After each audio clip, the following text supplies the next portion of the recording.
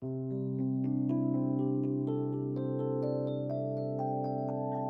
to the Wisdom of Jacob's Ladder. I'm your host, Jacob Cooper, author of Life After Breath and the Wisdom of Jacob's Ladder. For those of you who are new to my podcast, we welcome you here. Please consider hitting that subscribe button as well as bell notification icon to stay up to date.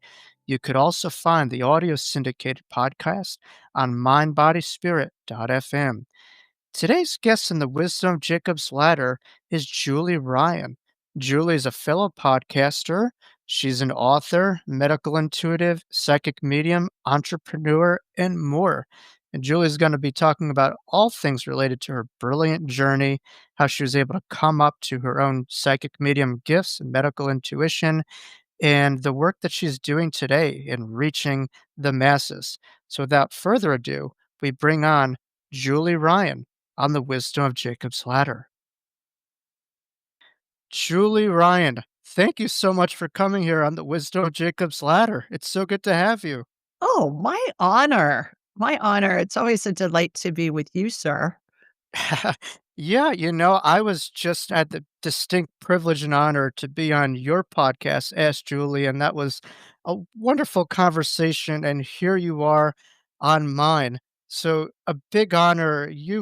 There's a lot to unpack here because you've had quite an impact on the healing of the planet, and you're still going incredibly strong.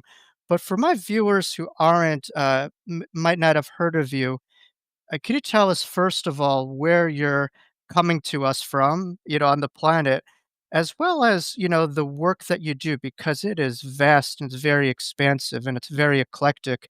So we're trying to really kind of pinpoint all things Julie Ryan and all things that made you to this wonderful healer extraordinaire that we know today. Oh, you sweet thing. I'm coming from sweet home Alabama, baby. I live in Birmingham, Alabama in the Nice. Southeast US, and I'm a businesswoman and an inventor of surgical devices sold throughout the world who learned how to do woo-woo, and I'm a buffet of psychicness. Wow. So very cutting edge stuff here, a lot to unpack. So did you mention that you have invented these type of medical devices used in hospitals? Is that right? Surgical devices, yes. Yeah. Wow. And then manufactured them and sold them all over the world. I sold my company in 2015, Jacob, and then I thought, "All right, now what?" Because I founded 9 companies in 5 industries in my career. I'm one of those crazy serial entrepreneurs. People go, "Well, how are they related?" I said, "Oh, well, I just took the money from one and had an idea for something else and started that." So, plus I'm a mom and a wife and a grandmother now, Mhm. that's always my first priority. And so, when I sold my surgical device manufacturing company, I thought, "Okay, now what?" And that's when I was led to really jump full force with both feet into the woo-woo space, of which I'd been learning and involved with for a couple of decades at that point. And so it's been the most fun, rewarding thing I've ever done. Wow. Yeah, I know you just privately. To me, I look at you as almost like a female version of Edgar Casey with your incredible, intuition and medical intuition. When did that, start with you? Were you always this intuitive, mediumistic abilities, or where did you all kind of begin to explore your connectivity? No. I learned how to do all of this stuff. I did not have dead people chasing me as a kid, or if I Mm, did, I didn't know it, let alone what I would have done with that information. right. So, how this all came about, Jacob, was about 30 years ago. I have a girlfriend who gave me a book called Anatomy of the Spirit by Carolyn Mays. Mm, And she called herself a medical intuitive, and I thought, "Well, what the heck is that?" I'd never heard that term before, right. and back then, we didn't have the internet yet, Hmm. which is hard to imagine now because 'cause we're so dependent on our phones and our computers and the internet. And so I did the old-fashioned thing, and I went to a bookstore because I thought, "Well, maybe a bookstore will have more woo-woo stuff than my local library." And I found a book called Hands of Light by Barbara Brennan, Now, the late Dr. Barbara Brennan was a NASA physicist who parlayed very complex quantum physics principles into understandable English, and she used energy to help facilitate healing. And at that point, I'd been in the hospital supply industry for over 10 years and had started my company manufacturing and inventing surgical devices. And so I was really interested in helping people heal, but I was doing that through the product side of the Mhm, equation, having medical providers and surgeons in particular help people heal with my inventions. So I wanted to know more after I read that book, and I called Barbara Brennan's school, which at the time was on Long Island. You would know mhm, that my area, hometown. your hometown. And I said, "Do you guys have anybody teaching this stuff in my area?" And lo and behold, they did. They had a graduate who had opened a school, and I studied with her for 6 years, and she's still my mentor. She's in her mid-80s now, and I just spoke with her last week, and, uh and so fast forward, that was 30 years ago, and Barbara Brennan's principles and techniques are 50 years old, Mhm. and fast forward now, I teach people all over the world, so far from 15 countries, how to do my whole buffet of psychicness, but it's within a weekend. And in the first couple of hours of the class, everybody can do this stuff. We all have the ability. It's just a matter of developing and enhancing it. Wow. Profound. We all have the ability to be psychic. We all have that. Oh, yeah. And for you, you've developed this course that, has kind of the steps towards developing intuition. It almost seems like did you feel you had to go through what you went through, not being kind of born into this, but kind of learning? Did that make you a better teacher, that it wasn't something, like, taught to you by your parents or natural or something that you were able to develop throughout the course of time, and that allowed you the possibility of belief that this could happen, that could happen to me? Anyone could do this stuff. Is that about right? Yeah, and it's not, how in the woo-woo space, Jacob, it's really siloed. You got the mediums and the psychics and the healers and the pet psychics and the NDEers and the past life regressionists. Once you connect with spirit, you can do it all, which is what I call my buffet of psychicness. So on my Thursday night show, we do a live Thursday night Ask Julie Ryan show, and we live stream it on YouTube, and it's on all the podcast networks and all that. And people call in from all over the world and ask Julie Ryan. And so we can talk to your dead grandma. I can scan your cat. I can scan you energetically, facilitate energetic healings. We can do past lives. We can talk to your angels, your spirit guides, your deceased loved ones. I mean, it's a blast. Past lives are so fun. And Mhm. and it's really fun because I never know who's calling, and I never know what their question's gonna be, and I never know what spirit's gonna say. And so spirit works through me and with me. Spirit works through all of us to help facilitate healing, whether that be for a medical condition that's happening or an emotional thing like the work that you do, in your psychotherapy side of your life. And it's really interesting to see the different methodologies that spirit uses through us to help others. And the bottom line is nobody ever heals anybody else. We all heal ourselves. You think about you got a big cut on your leg and you go to the emergency room. They're going to stitch it up, but they're going to make that doctor's not going to make your skin grow back. You make your own skin grow back. And that's how all this works, whether it's emotional or physical or spiritual or whatever the healing is that's being requested. Yeah, I love that you are such an ambassador for all things of the afterlife and are really, broad streaming it to the masses. It's wonderful to hear. I mean, I'm curious with you, just to kind of pinpoint a little bit about your journey in many ways. I come from the belief that epiphanies by themselves don't necessarily change you. What you do with them does. And obviously you're doing so much with the work. Was there, with your awakenings, was there a moment in time where you could look back and say, "Wow, this I know this is something else going on beyond what I read in the book or what a teacher told me, like, I this is beyond, like, my imagine I know that this is evidential, this is real what I'm connecting to." Could you, like is there a point in time that you had where you just know, like, this is real, this is true? Well, certainly early on in my schooling, my woo-woo schooling, I'll call it. By the way, did you know that woo in Taoism means source? Source. Means source. Well, source, God, energy, source, the universe. That's it's all the same thing. But I love the term woo-woo because it's fun and it means source. So, early on, I went to training because I wanted to learn on the medical side of the equation, how to help facilitate healings. And I pretty early on could see inside people's bodies. I'm like a human MRI with their permission, of course. I don't scan anybody without their permission because I believe that's unethical. It's like Yes. looking at somebody's chest x-ray without their Mhm, permission. That would be a big HIPAA violation, and I operate under that too. So, I started seeing body parts internally with people that I was scanning with their permission, and I was able to pinpoint things that were going on that there's no way I would know. mhm. "Well, you got some inflammation in your left shoulder and looks like you got a rotator cuff tear. Did you fall? Did something happen?" They say, "Well, yeah, as a matter of fact, I did." And then I'd watch a healing happen.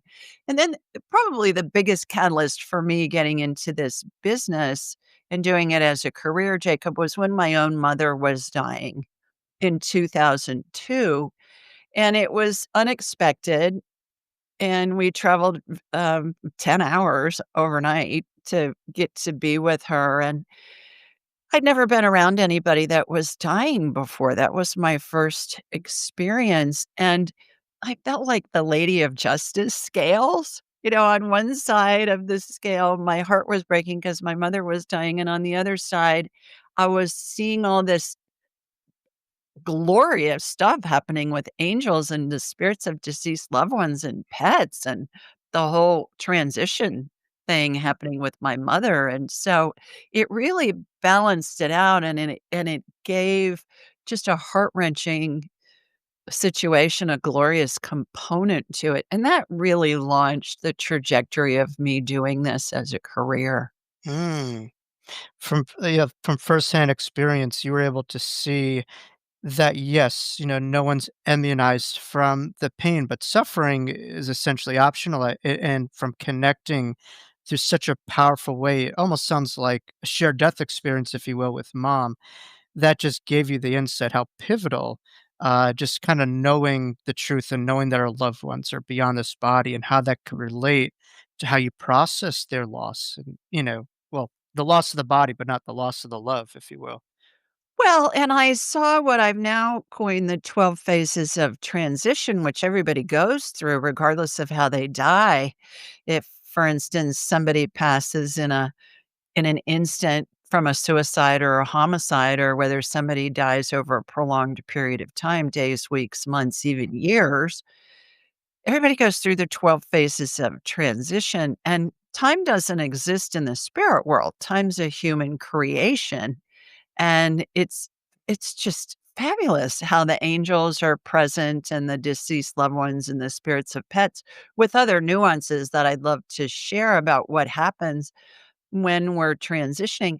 And I find that there's lots of information, Jacob, out there about the afterlife and Mhm. near-death experiences and the stages of grief and even past life experiences and things like that, but not so much written about what happens as we're dying. And people are afraid of that because they don't know whether they're gonna fly or they're gonna fry. And so people are afraid. And actually, interestingly enough, university-based research shows that 90% of people at the end of their lives see the spirits of deceased loved ones and pets as they're transitioning. And that's what I describe from a spiritual standpoint. Yeah, that's very true, that people often have, I believe, like, terminal lucidity sometimes, if you will, where the brain is kinda compromised, but the spiritual connections are very much opened, and I'm glad you're highlighting something that needs a lot more attention because there is a lot of fear or beliefs or thoughts surrounding this transition. And I'm actually even holding up a book by Julie Ryan that I've look through called Angelic Intendants, which really, and you could probably speak a lot more to this, really elaborates a little bit of a closer look from your own, personal guidance and intuition to research as to really what happens Mhm. when we cross over. So I think that's profound, obviously being there myself, but I think for viewers, even more so.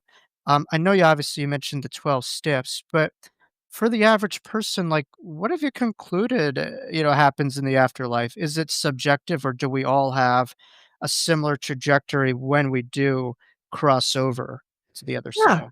Yeah, well, we're all spirits attached to a body having a human experience. Most of us have heard that probably a bazillion times. And when we're attached to a body, we vibrate more slowly simply because the body has mass. I use analogies a lot to describe this spiritual stuff because it gives us a human frame of reference Mhm. for what we're discussing. And I say the body vibrates more slowly when it's attached to a body. It would be the equivalent of running an electrical current through a bowl of pudding. It's to slow it down. Yeah. So so the spirit exits the top of that through the top of the head, and it hangs on as somebody's dying. It looks like a speech bubble in a cartoon where Mm, the character's thoughts or words are located, and then the first spirit to arrive is the maternal spirit closest to the person who's dying. So in my case, my mother's deceased, it would be my mother. If she was still alive, it would be my maternal grandmother. If she was still alive, it would be her mother. It's always on the maternal line, and that surprised me, Jacob. I thought God probably had a department in heaven like the dying department where it'd be like, "Oh, okay, Susie Smith is dying in Seattle, Washington, so we need to dispatch an angel to go, help Susie transition." That's not what I perceive, and then I've seen literally thousands of times. It's the maternal spirit closest to the person. Then the paternal spirit shows up, and just for conversation's sake, let's say we've got a patient who's dying and they're in a bed. So those two spirits position themselves, let's say at the patient's foot, at the foot of the bed. And then the maternal spirit brings in angels. And these are big old angels as they appear to me. Now, I'm a gal that went through 12 years of Catholic schools. So I was taught angels have big wings, they wear white gowns, they have bare feet, they got a rope belt. mhm. Is that what angels really look like? That's what they look like to me, because that's how I was taught they look. And yet, somebody growing up in an indigenous culture in the middle of the Amazon may see angel energy as just a ball of purple haze or something. So, right? Spirit's always going to show up to us in a way that it's going to make sense to us based on our human perspective. Mm, So the maternal spirit calls in these angels and they form a circle around mm, the person who's dying. And as the person progresses through the 12 phases of transition, that circle turns into a horseshoe and then eventually a straight line across the foot of the bed. And I call it angelic crowd control at that point because there are so many spirits who come to join in the welcome to heaven committee party is what I call it, and they look like dots on the horizon. So, mm. couple of other nuances that are really interesting in the 12 phases I'll be delighted to share if you'd like. Oh, please, yeah. I mean, Okay. it all, resonates, obviously, having an end to E, but I'm just curious for you, is this something that you just kind of like close your eyes, meditated on, and it kind of came to you, or is this something that you saw per se when mom was transitioning in '02, where you had it's what sounds like a shared death experience with mom? I'm just kinda curious for you, like, where because this really rings 100% true, but I'm curious just, from a personal standpoint, where you're Yeah, able to no get this no download. meditation involved. No, it Mm, was all real time. And I as I mentioned, I had never been around anybody that was dying before, so I'm watching all this stuff, and I had no clue what was gonna happen. Like, "Oh, my Meemaw just showed up, my grandmother's spirit, and she had just died 6 months prior." mm, I went, "Okay." And then my mother's father's spirit showed up, and he died in 1938. And mhm, I never met him, but I'd seen pictures of him, so I knew who he was. And then the angels showed up, And then pet spirits showed up and other spirits. I mean, it's literally thousands of spirits are what make up the Welcome to Heaven committee. That's what I call it. And they're dressed in period attire, Jacob. There's like cavemen people and Renaissance dressed people and 1960s Twiggy go-go boots and miniskirts people. It was a riot. And I was seeing these spirits of these people who'd been dead for 25 or 30 years that I hadn't thought of since they died. But Mhm, their spirits were in the room. I was going, whoa, this is mhm, wild. And then I started seeing pet spirits, pets that my mother had growing up that I'd seen pictures of, pets that we'd had when I was a child who'd yeah, been dead for 30 years. Our white German Shepherd, Frosty. I'm like, seriously? Frosty's here? And and funny story, I was telling a childhood girlfriend who's a lawyer when after my mother had died and I was telling her about all this, and she told her mom, who I've known since I was 10, she said, "Julie wouldn't make that up." I mm, mean, why would I? But, of course, she knew these dogs because we were neighbors growing mm, up. So anyways, couple of nuances that are really interesting. About phase 5 or 6, there are 2 additional angels that show up, and they position themselves on either side of the spirit bubble. uh, Again, that cartoon speech bubble mhm, that the spirit's holding on to the person's top of their head because they haven't died yet, but they're in the mm, process of dying. And I thought with my mom, I thought, "Well, this is gonna be interesting. I have no clue what these angels are gonna do, but I know they're gonna play a role." And about phase 9, Jacob, their wings started to move, and hmm, it reminded me of a giant owl. mm, Slow, rhythmic, silent wing movement, and I thought, "Okay, this is gonna be interesting." And the angel's wings caused a vortex above my mom's head, and I could feel it, I could see it, I could hear it, and it reminded me the suction upward was so strong. It reminded me of being in a car wash at the end when they turn the dryer on, and it's sucking all the water off your car, right, and I thought, "Okay, this is gonna help her spirit mhm, evacuate from her body." And so many NDErs talk about going through a tunnel mhm, or the light at the end of the tunnel or going through a vortex. mhm, So this is what's happening, and that is in fact what happened, and then the angels escorted her spirit to heaven. So, when I was writing angelic attendants, I was led to do some research to just see if there was anything about that vortex. And I put in the search engine owl wings vortex. Well, come to find out, Jacob, there's this aeronautical engineering phenomenon called the wingtip vortex, mm, which is how the air goes over and under a wing and it causes lift in mm, a jet, in a plane, in a bird, in a bug, in a kite, anything that flies, the wingtip vortex. If you do an internet search on that, you will see tens of thousands of pictures, images, articles, you know, um, opinions. Every pilot knows about the wingtip vortex. mhm, They learn about it in flying school. huh, And I thought, "Oh my word.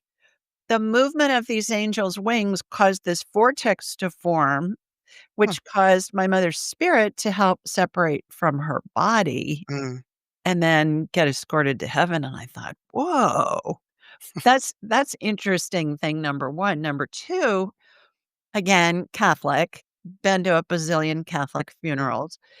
Every Catholic funeral at the end recites a prayer. It's either sung or it's spoken, and it's called In Paradisum. In Paradisum is Latin and translated into English means into paradise. Talks about how the angels and your loved ones will greet you and lead you into paradise. And at my mom's funeral, I thought, oh my goodness, I saw that just happen with her. And I was looking at that prayer in a whole different way. mm, So again, when I was writing angelic attendants, I thought, "Well, I wonder where that prayer originated." And what huh, I learned was it began as a 5th century Gregorian chant. hmm, So perhaps it took till the 5th century till somebody was well educated enough that they could read and write. And back then, some of the most learned people were men living in monasteries and synagogues. They were the scribes. Mm, And maybe everybody's been able to see this since the beginning of time, and it took that long for somebody, who was literate to write that down. mm. And maybe in our recent history, as we've become more well-educated and more proof-based, we've lost sight of that, but it's something that everybody's been able to see since the beginning of time. I thought that was remarkable. Ah, very much so, and I thank you for sharing that because this past weekend I went on this, big, powerful meditation conference, and I was had this really profound experience, and I just started singing Stephen Miller's band, "Fly Like an Eagle," Yeah. and I was, for the first time, focusing on the lyrics, "Let my spirit carry me," and really how flying is the natural state of the soul, and sometimes it's hard to be in this body, we're so confounded to it, and I just felt myself just leaving, my body and just wanting to leave it, and, it rings true on so many ways that our soul's, natural state is to fly, which is why for so many people, it's hard to be in this dense body and in many ways. And I certainly felt some of the shackles break when I was just doing a lot of this movement to just allow this incredible soul to be touched at a deeper level. So, very evidential stuff that you're bringing forward, that you're able to put so many of these pieces together. It's incredible how we'll gloss over some, what we feel minute detail of a person that we just maybe said hi to or just knew for like a day or 2, and we just feel like we move like thousands of lifetimes past that, and then when we go to the afterlife, it's like they're front and center. It's like, "What?" Like, I haven't thought it just amazing how nothing is gone. Things continue, and you really have hit on that because I think it's so important for people to know that nothing is gone that's of love in this reality. Would you say that's true? Oh, yeah, absolutely. And anybody that wants a free copy of Angelic Attendance, What Really Happens from This Life into the Next, just go to julieryangift.com and we'll send you a free digital and audiobook version. And I believe this stuff should be taught in the schools. In the book are diagrams of the different phases of transition, and there are many churches and synagogues of all denominations. My Catholic church gives a copy of this to everybody that comes in to plan a funeral, and many churches and synagogues do around the country. And then also many hospice facilities give copies of this book because there really isn't anything like it out there that describes it. As I mentioned, there's lots of information about other nuances, but not about what happens when somebody's dying. Everybody goes to heaven. There was a movie out in the 1980s called All Dogs Go to Heaven. Well, all people go to heaven too. Mm, mm, Furthermore, there are illustrations in a chart form on my website, askjulieryan.com, and if somebody has a loved one at the end of their lives, I'll suggest that they download there's a free download of that chart. I'll say, "Download that chart, save it on your phone, and then you just ask, 'What phase is my grandmother in?'" And you'll hear a number in your head, like 7 or 9 or 2 or whatever, and then you can refer to the chart of how the angels are positioned and the loved ones and the pets. And then if you see that your loved one is going through phase like 7, 8, 9, you wanna bring the family in, for anybody who wants to say goodbye because it's so helpful to know that information. mm, People are taking time off work, they're rearranging their schedules, sometimes they're traveling long distances to be with their loved one, and so it's really helpful for families that have that going on. So, I give away thousands of copies of this book. mm, Yeah, audiobook and digital, and it's in Spanish as well, so julieryangift.com and get your free copy and share it with your family and friends. mm. That is a very kind gesture, and I think it's so important for people to understand how getting accurate information could really change how you look at something, and for getting really evidential, accurate information. Because when someone has a loved one that crosses over, what's been said is, "I lost a loved one."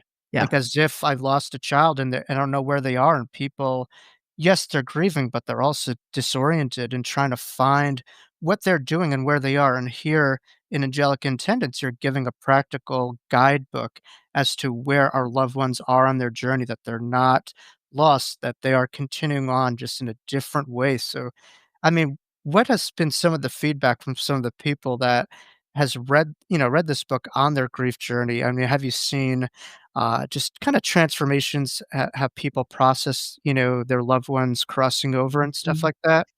Yes, it just on Amazon alone, there's like 600 reviews of people Well, saying, "Oh my gosh, this helped me get through this, and I wish I would have known this ahead of time." The other thing is, it was really helpful during the pandemic when people weren't allowed to be with their loved ones in nursing homes and hospitals, and really suffered about the um, really the grief and the guilt of not mhm, being able to be with their loved ones at the end of their lives. And this teaches all of them that nobody dies alone ever. We're all surrounded by angels and the spirits of deceased loved ones and oh. pets as we're transitioning. I do have a fun story about how this book came about. May I share that? Oh, this podcast is all about stories, and we live by that quote by Elie Wiesel that God created us because God loves stories, and Yeah. that's just what we're all about here. So please do Okay. share with the audience this powerful story. Yeah. So my mom passes, and then I saw these faces have transitioned several other times with other people with whom I helped or other family members. And so one day, Jacob, I'm with my mentor, and she's doing a healing on me. So I'm laying face up on a massage table. I got a blankie on, I'm all snuggly and everything. And my loved one's spirits line the sides of the table. Even my late dog, Katie, has her little paws. She's there, she's on her hind legs, she's got her little paws there.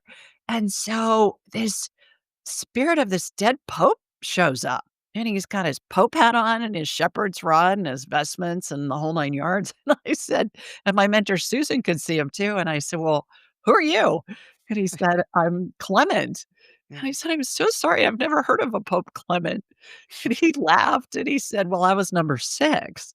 Hmm. I said, "Okay, how may I help you?" Kinda like, "Why are you here?" And he said, "Well, you need to teach the world what happens when somebody dies, because 'cause it's been so bastardized over the ages, and people are so afraid, and it's crazy. It's glorious. There's nothing to fear, and you know it. Mhm. So you need to teach the world what happens." And I said, "Gee, thanks so much for your vote of confidence, but I'm a businesswoman, and people will think I'm nuts if I do that. So, thanks, but no thanks. Thanks for stopping by." And he said, "No, no, no, seriously, you really need to, you just need to get on with it." He treats me like a Nike ad, just do it. Oh, like, Susan saw him too, and we're like, "Okay, that was interesting." So I go in to get in my car to leave, and I just for kicks, I did a search on my phone, Pope Clement the Sixth. Jacob, come to find out, this guy was in office during the Black Plague, and he's best known for his prayers for the dying and his prayers for the dead. And I thought, Mm. "Ryan, you can't make that up." I never heard of the guy. Wow. So, Oh my fast god. forward couple of years, I'm still going, "Yeah, I'm afraid this is gonna hurt my businesses. Mm, I'm not doing it, not going there. I'll help people, that I know mhm, behind the scenes." So, we're in church Sunday morning. I'm sitting between my husband and my son, and the priest from the pulpit during his sermon says, "Wouldn't it be interesting if somebody could really tell us if angels and our loved ones greet us and lead us into heaven like the prayer in Paradisum says?" And I'm getting elbowed from both mm, sides of mhm, my husband and my son. And I thought, "God, seriously? In the mhm. middle of church, from the altar, you're giving me grief about this? Seriously?" So, I finally said, "Okay, I'll do it." And then the whole time with lots of trepidation, I wrote the book, we put the website together, all Mhm, of that, and I thought, "Ugh, I just hope this doesn't affect my business." mhm, So, I'm in Austin, Texas, mhm, lecturing at a business conference with C-suite executives, mostly men. mhm. Finish my talk. This guy comes up to me at the end of my talk, Jacob, and he's got his iPad open to askjulieryan.com. And he said, "Is this you?" And I would say, "Ah, that's my picture. Yes, it Mm. is." And I said, "Well, yes, it is." And I'm thinking, "Oh, I'm just gonna get pummeled." And The he's cat's out of the bag. yeah, yeah. And he said, I'm interested in learning more. Can we sit together at lunch?" And I'm smiling and I'm saying, "Sure." And inside I'm going, "Oh, good. So I'll get pummeled throughout, the Mhm, whole lunch hour." So, bottom line, I sit at this table of 8, 7 male C-suite executives and me. All we talked about the whole hour was woo-woo. They didn't mhm, wanna talk about the conference, they didn't wanna talk about what I had presented in my mhm, talk. They wanted to talk about woo-woo. So I said, "Okay, okay, God, that's all I need to know," and then it was full speed ahead. So mm, I got confirmation, mhm, over a several year period, probably about a 3-year period, where I really said, "Okay, I'll go ahead and do this." mhm. And then I got confirmation that it was all gonna be fine. 'Cause Wow. I think to your point earlier, we have to take action when we're led. We don't have to, we Mm, choose to, mhm, but in some instances, it's a big step, like, for you to come out of the closet, with your NDE information. mhm.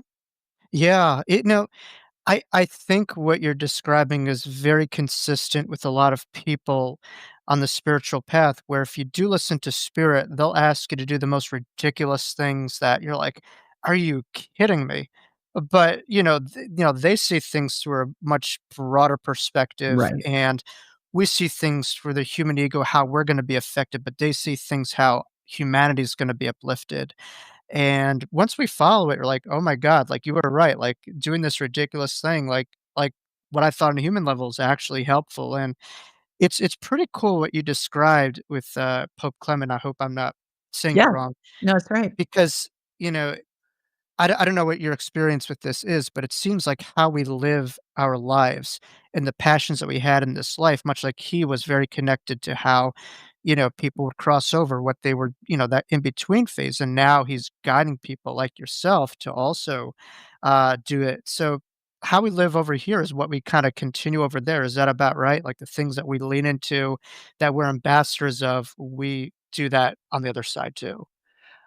I agree with that, and most of the work that I do, frankly, is medical Mhm, related because that's what people ask mhm, me to help them with, and if I have a client for an hour, normally we'll do medical stuff, we'll talk to their loved ones in heaven, we'll scan their pets, I mean, whatever, do past lives, and we cram a bunch of different things from the buffet of psychicness into that hour. When somebody calls into my show on Thursday nights, they get to ask one question so I can mhm, get as many people on as possible, but when I first embarked on this woo-woo journey, I thought, "Alright, talking about what happens when somebody is dying is not normal dinner conversation. Hey, by the way, did you ever wonder what happens to somebody when they're dying?" So I thought, well, I gotta get people interested in this some way. And most people are interested in health stuff. mhm, So they usually find me and want me to scan them. And oh, by the way, yeah, I do have a loved one who's dying. And oh, by the way, Julie has this book and she's got this chart on her website. So it was kind of a roundabout way to expose the phases of transition. It's kinda like, "Okay, I'm gonna get your attention with the medical stuff," and that still is the majority of the work that I do, yeah, and yet everybody's gonna lose a loved one, and we're all gonna be there ourselves one day, and I find that that's very much the case when we're with a loved one at the end of their lives. Not only are we grieving their demise and they're not being in physical form anymore, but it makes us look at our own mortality and we mhm, think, "Yikes, I'm gonna be there one day myself. What's gonna happen?" mhm. Yeah. How have you learned from those that, physically, left us on ways to live in this physical reality? What have, those quote unquote dead, what have those who went on taught you about how to live here, if you will? Have fun, lighten up. It's we take things so seriously, and most of the things that we stress about, we're just using our imaginations to propel those thoughts, and they're not real. Yeah. They seem real, but we go into fight or flight and we're not thinking clearly when we're in fear. Every thought that feels badly is based in fear. And the only ones that really matter are the ones that are gonna affect us right at that time. If we're standing in the middle of the road and there's a semi truck headed towards us, get out of the road before it runs you over. Mhm, But if you're running late for an appointment or somebody says something nasty to you or about you, okay, it's a fake fear, but it feels like it's a real fear. So that's the big thing is to really enjoy. We're here to live a life of joy, mhm, and we have lost sight of that. I think we've lost sight of it as well, primarily because we're so tuned in to a 24/7 news cycle and all mhm, the social media mhm, that we people say, "Well, we're just more polarized than we ever have been here in America." mhm, I go, "Well, yeah, have you ever heard of the Civil War?" There are people in the same family that were fighting on different sides of the war, but we just didn't know about it mhm, 24/7. So, that's the big thing. The other thing that I've learned from seeing really what happens as we're transitioning, and I'm sure you feel the same way, I'd love to hear your take on this, Jacob, is okay, if the worst thing that can happen to me is I'm surrounded by angels and the spirits of deceased loved ones and pets who are there in heaven waiting for me when I get there and I'm escorted by angels to heaven, if that's the worst thing that can happen to me, okay, well, I'm going to take a risk and try something that normally I wouldn't, mhm, within reason. I'm not gonna jump off a cliff without a parachute, but I'm gonna take risks and take mhm, action on things that I perhaps wouldn't have before because I would have been too afraid. mhm. So I think it Oh, it helps yeah. us live a more joyful, exciting, engaging life. Oh, without a doubt, and I think with when once a lot of people recognize that the road that we're driving has no end, there may be uncertainties about what's around the bend or the curves, but we're able to just enjoy this ride a lot more and Yeah, stop editing ourselves and just be in flow. So absolutely, once you recognize that you cannot die, that you go on, you only recognize that you can only live, but that's a matter of a choice, and there's varying degrees of life force for a lot of people, and some people are physically alive, but there's no life force there. They're not exploring their passions or they're, really editing themselves as to what other people would think, which, really brings me to you. Like, you're right now as a therapist, you're addressing some of the biggest fears that people have, talking about death and dying, that's the top 5, and the other work that you're doing is the microphone in front of you, doing public speaking and reaching thousands, mhm, from that meeting in front of 8 people, now all of a sudden you have this big podcast, Julie Ryan, you have this massive microphone, you're taking, hands and you're taking matters into your own hands and finding that voice, what led you to just saying, "You know what? I gotta broadcast this to the masses," like, because that's a very big leap of faith. Was that spirit guiding you to get to the point of doing, workshops, public presentations, and, podcast world? yes, and I had done it in front of big crowds that I've spoken in front of audiences of 1,000 or more people before for business, For corporates, yeah, for yeah, corporate stuff, right, and Pope Clement, when he showed up the first time, he said, "Everything you've done in your career has prepared you for this." mhm, So having a podcast, being on other people's shows, I mean, that's like a cakewalk for me. Go right, stand in front of an audience of 1,000 people. I mhm, mean, that's a totally different ballgame, but once you do it and you survive, then you're thinking, "Okay, well, yeah, I can do that." But yes, to your point, Jacob, I've been led on all of this. mhm, 9 companies from scratch I've founded, and I've always had a business plan. Well, nobody ever follows business plans, even the biggest companies. They do it for the financiers, the mhm, banks and those guys. They wanna see what's your plan. But then life happens. We have global pandemics. We've got stock market changes. We have other things that change in life, and so no company ever follows a business plan to the letter. And with this Ask Julie Ryan adventure, I don't have a business plan. It's the first time I've ever not had one as a businesswoman. And people say, "Well, what are your goals?" I say, "I don't know. I don't have any." And they'd say, mhm, "Well, where are you going to take this?" I don't know. Mm. I'm lads. An idea will come into my head, and I'll say, "Hmm, that's interesting. Let's explore that." My team and I will check it out, and then that's how all this has come about, 5 YouTube channels in 5 languages and global podcast and soon to be 8 books and classes, online classes, in-person classes, all of that. It's all been spirit leading to new things to expand, and I can tell you, it's a blast. It is so much fun. Yeah, and it's evident in the work that you're doing and the continuity. I say if you're not having fun, you're in the wrong industry. This is Mm, not where it's supposed to be of joy.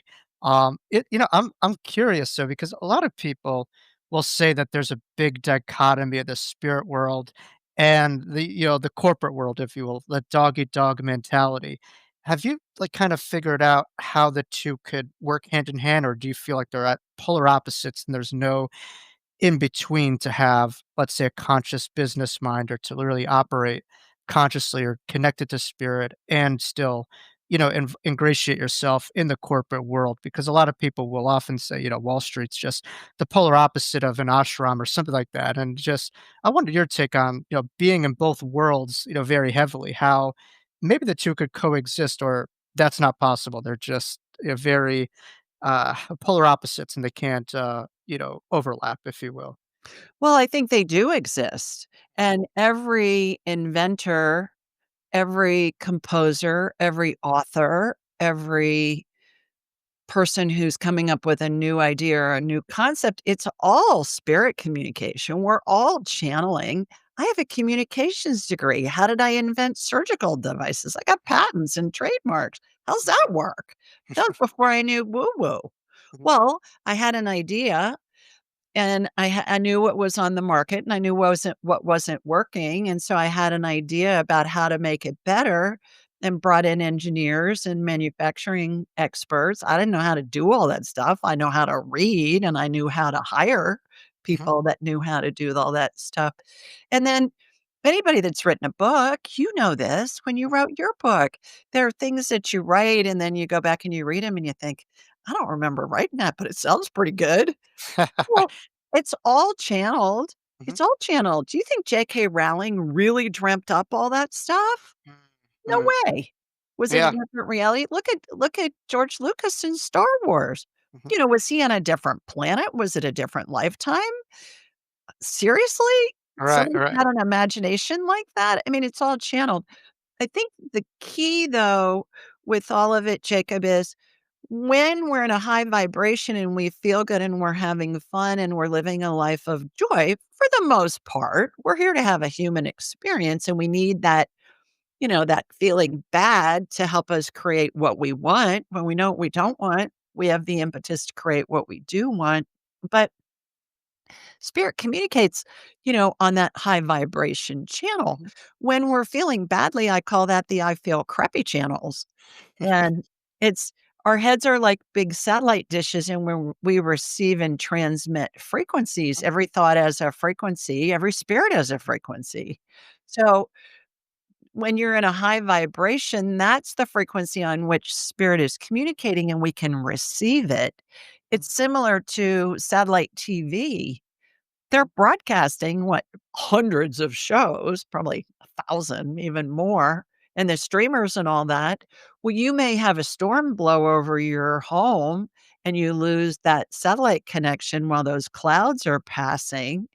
Well, that those shows are still being broadcast. You're just not able to receive them mm, because the signal's been blocked.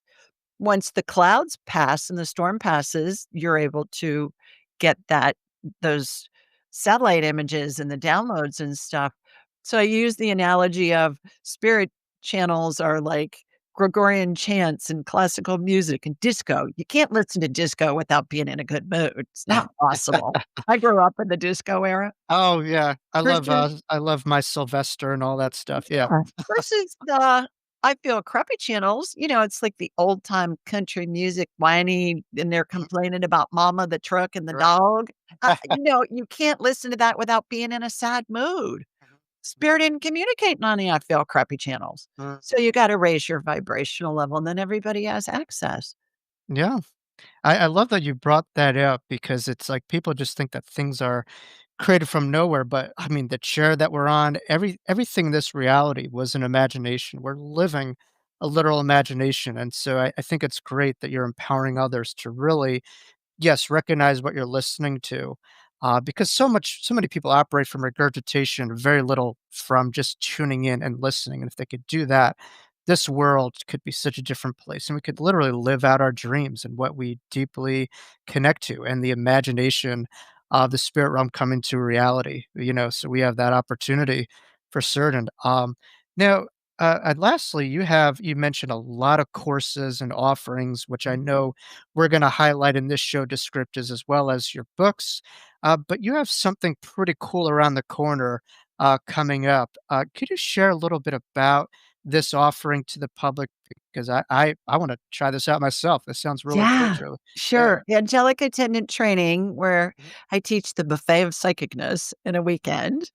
And you learn how to communicate with spirit, do remote viewing, medical scanning, medical energy healing, pets, past lives, spirit communication, angel communication, the whole 9 yards in a weekend.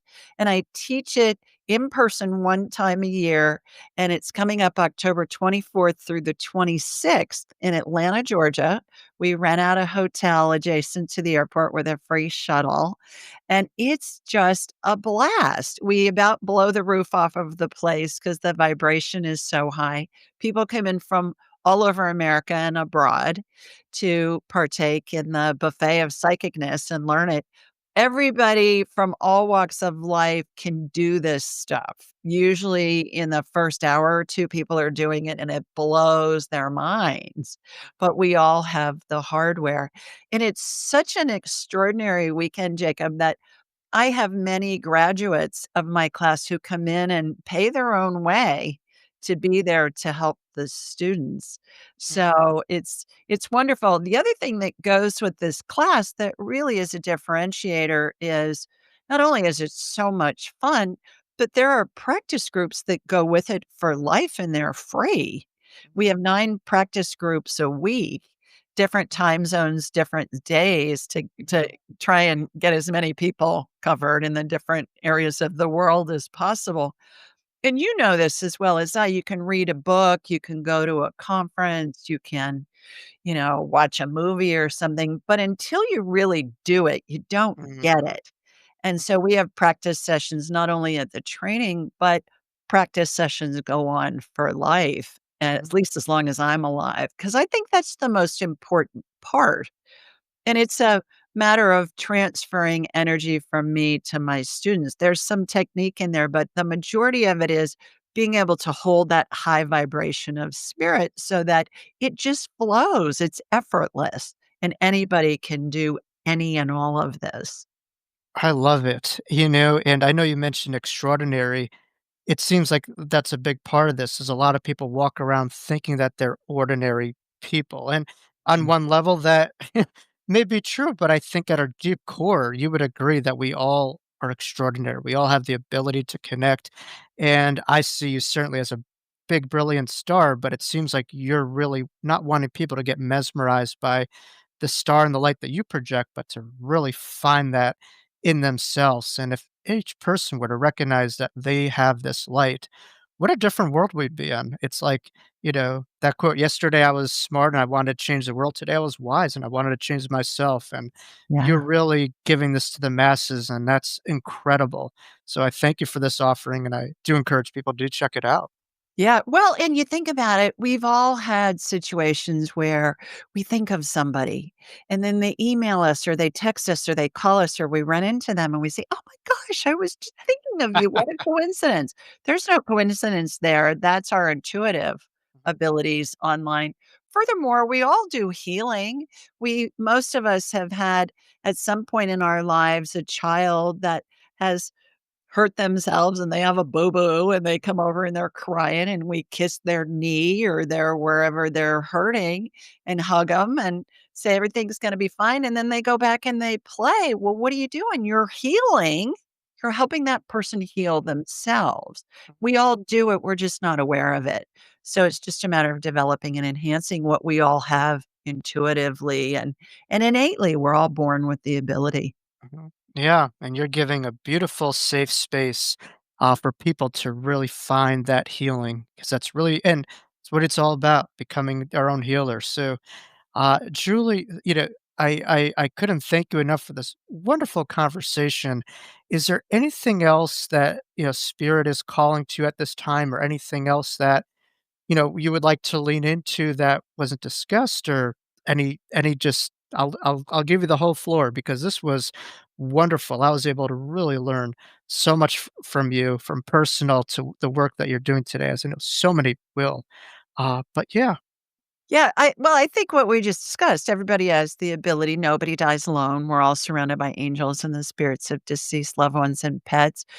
Call into my show on a Thursday night. We release 4 shows a week, 3 are interviews. You can see the Jacob interview on there, which was really a fun discussion. And then we do the live show, and it's live streamed on YouTube, and everything's at Ask Julie Ryan. All my social media channels, YouTube, everything's at Ask Julie Ryan, and askjulieryan.com is where you can find everything as well. And remember, free copy of Angelic Attendance for anybody that wants it. You can get it at askjulieryan.com or go to julieryangift.com, either way.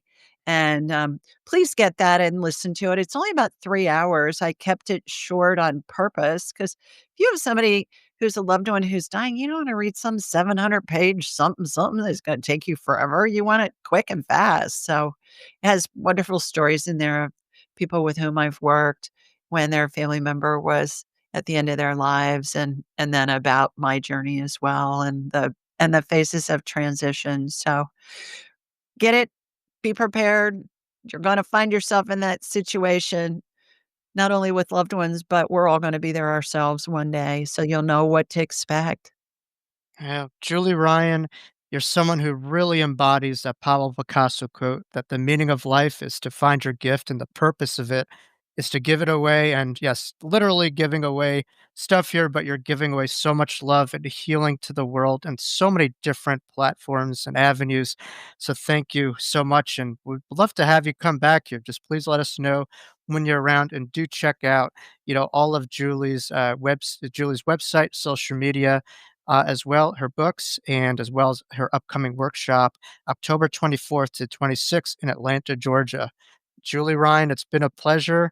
Thank you so much for coming on here on the channel. Thank you, my honor. Thank you. Well, that was a wonderful conversation. Thank you all for tuning in. I learned so much about Julie's life and her brilliant teachings and her intuitive abilities. And so it was a wonderful conversation. I do recommend checking out Julie's website, her books, and her upcoming workshop, of course, held in Atlanta, Georgia, October 24th to the 26th. So thank you all for tuning into this wonderful conversation. And I know plenty of you ascended just from hearing Julie's brilliant words and her teachings during our conversation. So we'll see you here next time on the Wisdom of Jacob's Ladder, and thank you for ascending and climbing the ladder together. Talk soon.